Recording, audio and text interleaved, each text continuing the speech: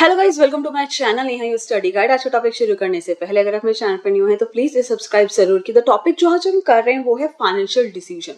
Basically हम लोग financial management का चैप्टर पढ़ रहे थे, ठीक है, जिसमें हम लोगों ने पढ़ा था कि हाँ भाई, फाइनेंस को मैनेज करना हर एक ऑर्गेनाइजेशन के लिए बहुत ज्यादा जरूरी है, क्योंकि फंड्स उसको कहाँ से उसके एक्वायर करने हैं, मतलब फंड्स कैसे कैसे रेस करने हैं, कैसे उसे अरेंज करना है फंड्स का, देन कैसे उसको फंड्स को एलोकेशन करना उसका जरूरी है, कुछ फाइनेंस से रिलेटेड डिसीजंस लेना जरूरी क्यों होता है हर एक ऑर्गेनाइजेशन के लिए, ठीक है, जिससे वो सरवाइव करे इस एनवायरमेंट में। ठीक है, हम लोगों ने कुछ कॉमन एक्टिविटीज या कुछ एरियाज भी देखे थे जो फाइनेंशियल मैनेजमेंट के कुछ डिसीजन से इन्फ्लुएंस होते हैं, जैसे कि size and composition of fixed assets हम लोगों ने पढ़े थे, amount and composition of current assets, the amount of long term and short term financing, fixing debt equity ratio and capital, all items in profit and loss account. ये सारी areas, ये सारी activities ये इन्फ्लुएंस होती हैं by the financial management. ठीक है, आज जो हम लोग पढ़ रहे हैं वो है फाइनेंशियल डिसीजंस। तो बेसिकली कितने तरह के डिसीजंस होते हैं? बेसिकली 3 मेजर डिसीजंस होते हैं जो कि हर एक फाइनेंस मैनेजर को लेने होते हैं ऑर्गेनाइजेशन में, ताकि फाइनेंशियल का जो मैनेजमेंट है वो अच्छे से हो सके, बेसिकली फंड्स का मैनेजमेंट अच्छे से हो सके। तो 3 कौन कौन से डिसीजन है मेजर जो हर एक फाइनेंशियल मैनेजर को लेने होते हैं? फर्स्ट है इन्वेस्टमेंट डिसीजन, सेकंड है फाइनेंसिंग डिसीजन और थर्ड है डिविडेंड डिसीजन। हम लोग इस वीडियो में आज इन्वेस्टमेंट डिसीजन के बारे में थोड़ा सा देख लेते हैं, ठीक है, कि बेसिकली इन्वेस्टमेंट डिसीजन में क्या डिसीजन जो है एग्जैक्टली क्यों जो है फाइनेंशियल मैनेजर को लेना होता है। इन्वेस्टमेंट डिसीजन, जिसे हम कैपिटल बजटिंग डिसीजन भी कहते हैं, इसमें क्या हम लोग देख रहे हैं? Way to invest fixed capital, जो हमारी फिक्स्ड कैपिटल है उसे कहाँ इन्वेस्ट करना चाहिए, कैसे इन्वेस्ट करना चाहिए है, वो चीज हम लोग इन्वेस्टमेंट डिसीजन में देख रहे हैं। क्योंकि जो फंड्स होते हैं वो बहुत ही स्केर्स रिसोर्सेज होते हैं हर एक ऑर्गेनाइजेशन के लिए। अनलिमिटेड पैसा किसी के पास नहीं है, ठीक है, एक लिमिटेड फॉर्म में ही पैसा होता है हर एक ऑर्गेनाइजेशन के पास, जिसको यूज करके वो अपनी ऑर्गेनाइजेशन को सर्वाइव कराता है, ठीक है, आगे चलाता है लॉन्ग पीरियड ऑफ टाइम तक। ठीक है, तो अपना वो पैसा, अपने वो फंड्स उसे कहाँ इन्वेस्ट करना चाहिए वो बहुत इंपॉर्टेंट होता है। हर एक ऑर्गेनाइजेशन को हटाते हैं, अगर हम लोग नॉर्मली जनरली हमारे पास कुछ लिमिटेड पैसे होते हैं तो हम भी उन्हें देख के काफी चीजें ध्यान में रख के अपने पैसे इन्वेस्ट करते हैं। किसी भी चीज में, घर में किसी भी चीज में अब आपको पैसा इन्वेस्ट करना है, ठीक है, हम लोग कल को कोई कोर्स में अपना पैसा इन्वेस्ट करते हैं कि हाँ भाई हम लोग ये कोर्स कर लेते हैं, अपना पैसा थोड़ा इसमें इन्वेस्ट कर लेते हैं, तो उसका रिटर्न आपको क्या मिलने वाला है, ठीक है, वो कोर्स करके आपको क्या फायदा, जो आप इन्वेस्टमेंट लगा रहे हो अपनी एजुकेशन पे, अपने उस कोर्स पे, ठीक है, उससे आपको क्या बेनिफिट होने वाले हैं। ऐसे घर में हम किसी चीज में पैसा इन्वेस्ट कर रहे हैं, अपना पैसा लगा रहे हैं, तो उससे हमें कोई बेनिफिट तो होना चाहिए है कहीं ना कहीं। तो ऐसे ऑर्गेनाइजेशन में भी इन्वेस्टमेंट डिसीजन बहुत जरूरी होते हैं कि अपना पैसा कहाँ इन्वेस्ट करना है। This decision relates to careful selection of assets in which fund will be invested by the firm. इसमें क्या डिसीजन, किससे रिलेटेबल डिसीजन लिया जा रहा है कि एसेट का सिलेक्शन हो रहा है कि किस एसेट्स में आप लोग अपने फंड्स लगाने वाले हो। ठीक है, फर्म जो है अपने फंड्स किस तरह के एसेट्स में, करंट एसेट्स में, फिक्स एसेट्स में, तो उनके कौन से, उसमें हमने नॉन करंट, करंट, ठीक है, कई सारे एसेट्स हम लोग पढ़ रहे हैं हमारे अकाउंट्स में। तो बेसिकली सिलेक्शन ऑफ एसेट यहाँ पे जरूरी होता है इन्वेस्ट करने की, हमें बेसिकली किस एसेट में हम लोगों को हमारा पैसा इन्वेस्ट करना है।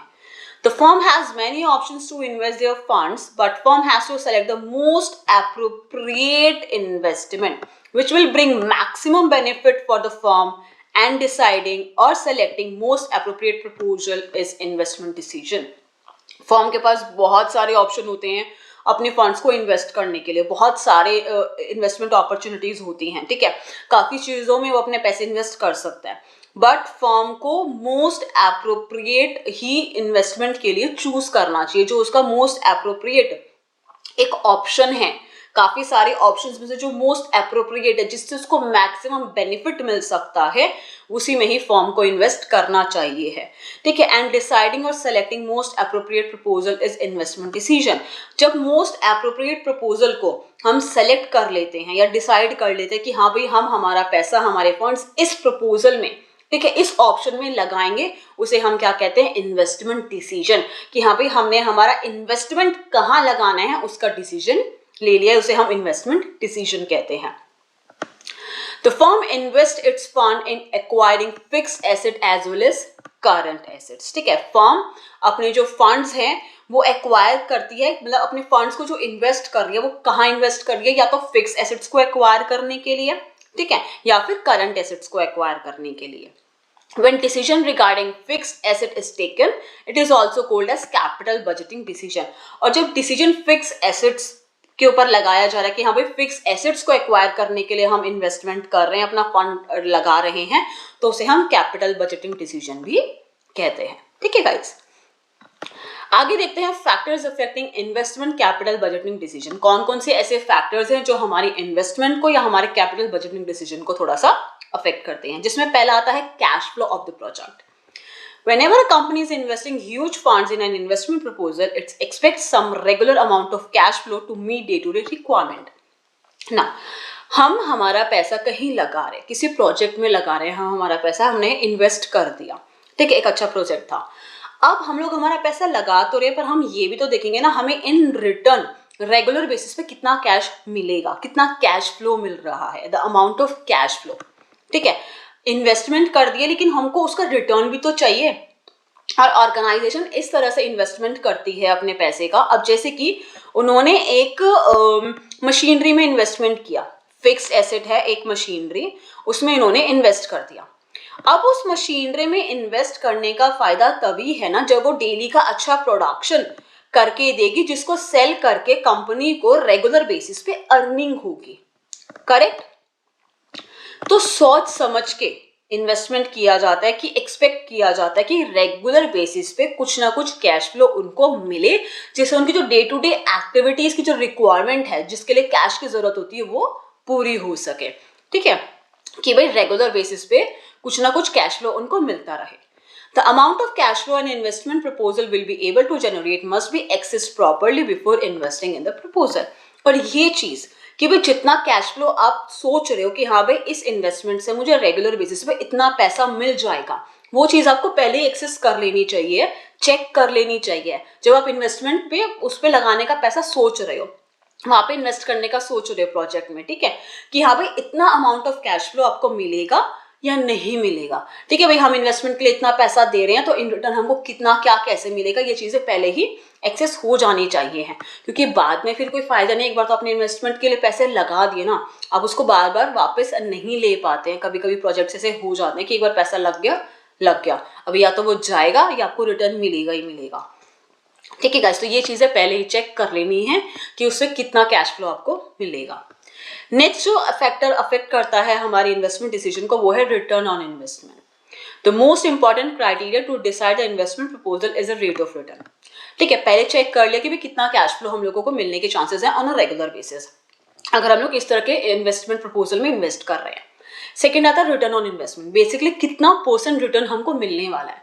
अगर मैं 1 लाख रुपए कहीं पे इन्वेस्ट कर रही हूँ, ठीक है, 1 लाख रुपए मैं कहीं पे इन्वेस्ट कर रही हूँ, तो इस पे मुझे कितना % रिटर्न मिलेगा, मतलब ये तो मेरा प्रिंसिपल अमाउंट हो गया, ठीक है, ये तो मुझे मिलेगा, इसके ऊपर रेट ऑफ रिटर्न कितना मिलेगा. ठीक है, it will be to bring back for the company in the form of income. Income की फॉर्म में हमें 1 लाख रुपए तो जो हमने लगाए हैं वो तो हमें मिल जाएंगे, ठीक है, लेकिन इनकम के तौर पे हम लोगों को एक्स्ट्रा इसमें क्या मिलने वाला है, कितना रिटर्न मिलने वाला है. For example, if project is bringing 10% return and project B is bringing 15% return, then we would prefer project B. Obviously, एक प्रोजेक्ट है जिसपे हम लोगों को सिर्फ 10% रिटर्न मिल रहा है और एक प्रोजेक्ट है जिसपे 15% रिटर्न मिल रहा है, तो हम लोग वहीं पे इन्वेस्ट करेंगे ना जहाँ पे ज्यादा रिटर्न मिल रहा है. हम लोग कम में क्यों इन्वेस्ट करेंगे जब हम लोगों को वही पैसे हम एक प्रोजेक्ट में लगा रहे हैं जहाँ पे 15% रिटर्न मिल रहा है. जैसे कि हम लोगों ने 1 लाख लगाया और इसका 15% 1 लाख का हम लोगों को एज अ इनकम मिल रहा है. ठीक है, तो जैसे कि 15,000 रुपए हम लोगों को एज ए रिटर्न इसका मिल रहा है. एक जगह से 10,000 मिल रहा है, एक जगह से 15,000 मिल रहा है. हमारे पास 1 लाख रुपए ये इन्वेस्ट करने के लिए एग्जाम्पल के तौर पे लेते हैं. एक जगह से 10,000 रुपए एज ए रिटर्न मिलेगा, इनकम मिलेगा, और एक जगह 15,000, तो हम वहीं पे इन्वेस्ट करेंगे ना जहाँ पे ज्यादा पैसा मिलेगा. ठीक है गाइस, तो ये फैक्टर्स भी होते हैं जिससे हमारी इन्वेस्टमेंट डिसीजन कहीं ना कहीं अफेक्ट होती है, थोड़ी सी इन्फ्लुएंस होती है कि हाँ भाई हम लोगों को एक्जैक्टली कहाँ इन्वेस्ट करना चाहिए. नेक्स्ट आता है risk involve. With every investment proposal, there is some degree of risk is also involved. सबको पता है बिजनेस कर रहे हैं तो थोड़ा बहुत रिस्क हर चीज में होता है। ऐसे ही जब हम लोग हमारा पैसा कहीं इन्वेस्ट कर रहे हैं तो बिना रिस्क के इन्वेस्ट कर रहे हैं थोड़ा कम पॉसिबल है। जहाँ पे हम लोग हमारे पैसे इन्वेस्ट करते हैं, जहाँ पे मनी फंड्स की बात आती है, वहाँ पे थोड़ा सा रिस्क आता ही आता है। अब आप आज अपने पैसे इन्वेस्ट कर रहे हो, कल को वो पैसे आपको मिलेंगे नहीं मिलेंगे, क्या रहेगा क्या नहीं रहेगा, थोड़ा बहुत एक रिस्क उसमें रहता ही रहता है। कहीं पे ज्यादा रिस्क होता है, कहीं पे कम रिस्क होता है, वो डिपेंड करता है प्रपोजल पे। पर कहीं ना कहीं थोड़ा बहुत डिग्री ऑफ रिस्क जो है इन्वॉल्व होता ही होता है। The company must try to calculate the risk involved in every proposal and should prefer the investment proposal with moderate degree of risk only. ये चीजें पहले ही चेक कर लेनी चाहिए कि भाई कितनी रिस्की है हमारी इन्वेस्टमेंट। ठीक है, अगर जिसमें थोड़ा कम रिस्क हो उसी में प्रेफर है कि हाँ भाई इसमें कम रिस्क है, क्योंकि कम से कम जो प्रिंसिपल अमाउंट हम लगा रहे हैं, जो हमारा इन्वेस्टमेंट का पैसा हम लगा रहे हैं, कम से कम वो हमें वापस मिल जाएगा। ऊपर कुछ मिले या ना मिले, कम से कम उसमें लॉस ना हो, वो कम से कम हमको मिल जाए। करेक्ट। लेकिन हम लोग इतनी हाई रिस्क में एक में प्रोजेक्ट लगा रहे हैं कि रिटर्न बहुत अच्छा है लेकिन रिस्क इतना ज्यादा है कि क्या पता जो हम लोगों ने पैसा इन्वेस्ट किया वो भी डूब जाए, रिटर्न तो छोड़ो। तो ये जो रिस्क एक होता है इन्वेस्टमेंट में, इन्वेस्टमेंट प्रपोजल में, कि हाँ भाई पैसे हम लोग इन्वेस्ट कर रहे हैं तो एक रिस्क फैक्टर होता है, तो ये चीजें पहले ही चेक कर लेनी चाहिए। थोड़ा मॉडरेट रिस्क हो वहीं पे ही हम लोगों को जाना चाहिए। जहाँ हाई रिस्क है वहां पे थोड़े ठीक है, प्रॉफिट ज्यादा होने के चांसेस जरूर है कि भाई high risk high profit, but आप उतना रिस्क थोड़ा सा प्रेफर कर सकते हो तो ही। ठीक है, कंपनी के ऊपर, इन्वेस्टमेंट प्रपोजल के ऊपर बात होती है। ठीक है, तो ये एक पॉइंट भी होता है जो हमारी इन्वेस्टमेंट डिसीजन को इन्फ्लुएंस करता है। नेक्स्ट है हमारा investment criteria along with return, risk, cash flow. ये तो हम लोगों ने देख लिया कि हाँ भाई रिटर्न भी, रिस्क भी, कैश फ्लो भी, ये सारी चीजें इन्फ्लुएंस करती है। But there are some other criteria also which help in selecting an investment proposal, जो हेल्प करती है इन्वेस्टमेंट प्रपोजल को सेलेक्ट करने के लिए, जैसे कि such as availability of labour, technologies, input, machinery, ये सब चीजें। अब जैसे कि इंडिया से बाहर के जो लोग हैं, ठीक है, जो बिजनेसमैन हैं, वो यहाँ इंडिया में आके आके अपना पैसा क्यों लगाते हैं, क्यों इन्वेस्ट करते हैं इंडिया के प्रोजेक्ट्स में? क्योंकि यहाँ पे लेबर उनको सस्ती मिल जाती हैं, टेक्नोलॉजी भी अच्छी मिल जाती हैं, मशीनरीज भी तो वो अपनी प्रोवाइड करा लेते हैं, वहाँ से अरेंज करा देते हैं। बेसिकली लेबर यहाँ पे सस्ती मिल जाती हैं, चीज़ें उनको जिस रेंज में चाहिए, जिससे उनको प्रॉफिट ज़्यादा, वो चीज़ें वहाँ पे इनको मिल जाती हैं। तो ये सारे कुछ अदर फैक्टर्स भी होते हैं जो कहीं ना कहीं इन्वेस्टमेंट डिसीजन को इन्फ्लुएंस करते हैं। The finance manager must compare all the available alternatives very carefully and then only decide where to invest the most scarce resources of the firm, that is finance. Finance manager को ये सारे जितने alternative, जितने options available हैं investment के, project A, project B, project C, कुछ भी हो, जितने भी ऑप्शंस हैं, जितने भी ऑल्टरनेटिव्स हैं इन्वेस्टमेंट के, उन सबको अच्छे से कंपेयर करना चाहिए। किसमें कितना रिटर्न मिलेगा, किसमें कितना रिस्क है, किससे कितना कैश फ्लो मिलने वाला है। ठीक है, और भी अगर कोई पॉइंट्स है तो वो भी सारी चीज़ों को अच्छे से ध्यान में देखना चाहिए, कंपेयर करना चाहिए, तभी अपना पैसा वहां पे इन्वेस्ट करना चाहिए। क्योंकि फंड्स एक ऐसी चीज है जो बहुत ही स्केर्स रिसोर्सेज होते हैं। हर किसी के पास लिमिटेड पैसे ही होते हैं, अनलिमिटेड नहीं होता, इसलिए सोच समझ के ही इन्वेस्टमेंट करना चाहिए। Investment decisions are considered very important decisions because of the following reasons. Investment decision को बहुत ही इंपॉर्टेंट डिसीजन क्यों ऐसे कंसिडर किया जाता है, उसके कुछ रीजंस हैं। They are long term decisions and therefore are irreversible, which means once taken can not be change.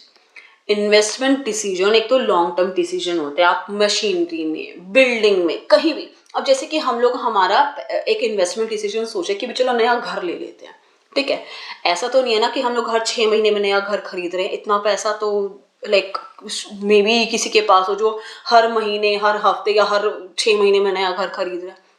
ये ऐसा है जो लॉन्ग टर्म डिसीजन होता है। बहुत ही सोच समझ के अपना पैसा हम लोग लगाते हैं जब अपना घर खरीदने जाते हैं। क्या लोकेशन होनी चाहिए है, किस रेंज में हम लोगों को बाय करना चाहिए, कितने रूम्स होने चाहिए, उसका भाई स्पेस है कि नहीं है, आसपास का एनवायरनमेंट कैसा है, आसपास मार्केट है, भाई स्कूल्स या मंदिर, काफ़ी पार्क्स, काफ़ी सारी चीज़ें हम लोग देखते हैं, उसके बाद इन्वेस्टमेंट लेते हैं। क्योंकि एक लॉन्ग टर्म डिसीजन है। आज घर ले लिया है भैया, अब रहना है कब, कुछ टाइम तक, ठीक है भाई, नहीं जमा तो बात अलग होती है, नहीं तो ये लॉन्ग टर्म डिसीजन होता है। करेक्ट, क्योंकि ऐसा डिसीजन जो इरिवर्सिबल है, एक बार ले लिया तो उसे चेंज करना बहुत मुश्किल हो जाता है, एकदम से क्विकली चेंज करना तो बहुत मुश्किल हो जाता है। सेकेंड आता है involve huge amount of fund. Investment decision की बात करें तो उसमें huge amount of funds involve होता है। करेक्ट, जैसे कि हम लोग, अब आप स्कूलिंग कर रहे हो बाय चांस, ठीक है, मतलब आप स्कूलिंग कर रहे हो, आप 12th क्लास में हो, ठीक है, अब आप आगे किस कॉलेज में आपको एडमिशन लेना है, किस कोर्स में आपको एडमिशन लेना है, उसमें इन्वेस्टमेंट लगेगी, ठीक है। अब आपने एक बार कोर्स में एडमिशन ले लिया, उससे दोबारा सोचना, उसके बाद बैठ के एक बार इन्वेस्टमेंट डिसीजन ले लिया, अपने करियर को लेके डिसीजन ले लिया, एक ह्यूज फंड आपने वहाँ पे जो है इन्वॉल्व कर दिया है, ठीक है, अब उसे बैकआउट करना थोड़ा मुश्किल हो जाता है। करेक्ट, कि भाई हाँ भाई, अब जैसे कि काफ़ी सारे ऐसे कोर्सेज होते हैं जो बहुत महंगे होते हैं, ठीक है, जिनमें आप लोगों ने एक बार पैसा लगा लिया, आपको पता है कि आपकी फैमिली ने मुश्किल से अरेंज करके वहाँ पे पैसा लगाया, उससे फिर बैकआउट करना थोड़ा सा डिफिकल्ट हो जाता है। तो इसलिए इन्वेस्टमेंट डिसीजन को बहुत ही इंपॉर्टेंट डिसीजन कहा गया कि उसको सोच समझ के लेना चाहिए है। नेक्स्ट आता है affect the future earning capacity of the company, और कंपनी की फ्यूचर अर्निंग कैपेसिटी को भी कहीं ना कहीं अफेक्ट करेगा, क्योंकि कंपनी आज अपना पैसा जहां लगा रही है, इन्वेस्ट कर रही है, कल को से क्या रिटर्न मिलने वाला है, क्या आपको कैश फ्लो मिलने वाला है, कितना रिस्क इन्वॉल्व है, फ्यूचर अर्निंग उसके ऊपर आपकी डिपेंड है कि भाई फ्यूचर में वहां से पैसा आने वाला है, वो पैसे ही डूब गया तो फ्यूचर अर्निंग कहाँ से आएगी, कंपनी कैसे चलेगी, तो ये चीज़ें भी अफेक्ट करती हैं। तो इन 3 पॉइंट्स की वजह से बेसिकली इन्वेस्टमेंट डिसीजन को एक इंपॉर्टेंट डिसीजन कंसिडर किया गया है, ठीक है। सो ये था हमारा आज का छोटा सा टॉपिक जिसमें हमने इन्वेस्टमेंट डिसीजन के बारे में पढ़ा है। हमारी जो नेक्स्ट है वीडियो, उसमें हम लोग इम्पोर्टेंस और स्कोप क्या है इन्वेस्टमेंट डिसीजन का वो देखेंगे, फिर आगे फाइनेंसिंग देन डिविडेंड डिसीजन। अगर आपको इस टॉपिक में कोई भी डाउट हो तो मुझसे कमेंट सेक्शन में पूछ सकते हैं। अगर आपको मेरी वीडियो पसंद आए तो प्लीज़ लाइक जरूर कीजिएगा, शेयर कीजिएगा। अगर आपने मेरे चैनल को सब्सक्राइब नहीं किया तो प्लीज़ सब्सक्राइब भी जरूर कीजिएगा। मैं इस चैप्टर जो और टॉपिक हैं उनकी वीडियो बहुत जल्दी अपलोड कर दूंगी। Thank you so much guys मेरी वीडियो देखने के लिए।